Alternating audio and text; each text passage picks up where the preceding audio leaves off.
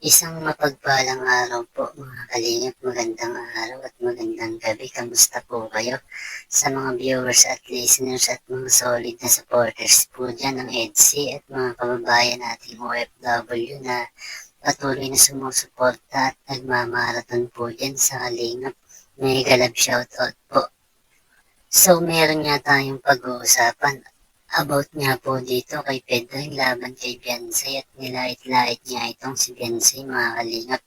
At ito nga ang tatalakayin natin mga kalingap. Pero bago nga po tayo dumako sa ating pag-uusapan huwag po natin kalimutan na sumuporta kay Kuya Bal at Kalingap Vlog na patuloy sa pagtulong at walang sawang pagsuporta at pagbibigay ng saya sa araw-araw nilang vlog mga kalingap. At kung bago ka pa lang po sa ating YouTube channel, huwag po natin kalimutang mag-like, share and subscribe at pindutin ang notification bell nang sa ganun po update po tayo sa ilalabas nating video.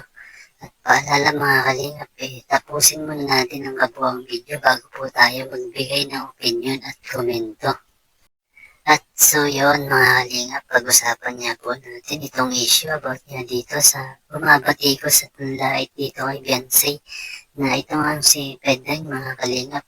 Isa nga po siya sa nang-bash sa EDSI at lalo na nga po dito kay Beyonce talaga naman niyang grabe nga ang sinabi nitong si Pedeng kay Beyonce at nasabihan niya ito ng masakit na salita at kung makikita nga natin sa upload ni Kuya Bal na nilait-lait niya daw itong si Beyonce dahil sa ginawa nga nitong ni Pedring pwede nga itong masuhan mga kalingap.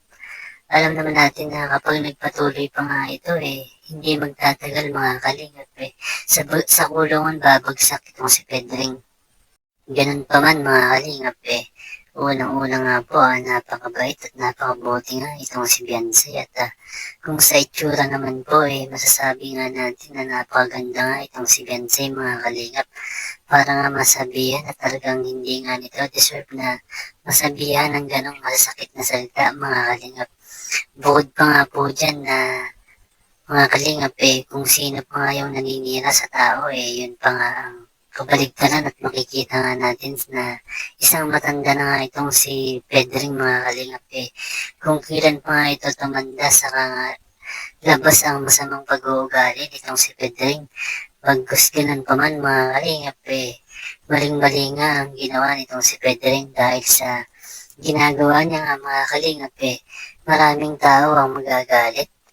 Unang-una nga po dyan yung mga solid supporters na nagmamahal po dyan at team Kalingap at masasabi nga natin na napakarami nga makakalaban itong si Pedring at talagang may kalalagyan niya po ito mga kalingap. Ganun pa man mga kalingap sana matigil na nga itong si Pedring at kahit nga matanda na ito hindi nga ito re-respeto kasi nga napakahirap naman po mga kalingap na i-respeto ang tao kung hindi nga ito ka-respeto. At bukod pa nga dyan mga kalingap napakasarap sa pakiramdam na wala kang tinatapakang ibang tao at dagdag pa nga po dyan mga kalingap talagang dun siya nga igagalang at irerespeto ng tao. At so yun nga mga kalingap sana nga matapos na at maisatabi na problema about niya dito sa ginawa nitong si Pedring kay Beyonce mga kalingap.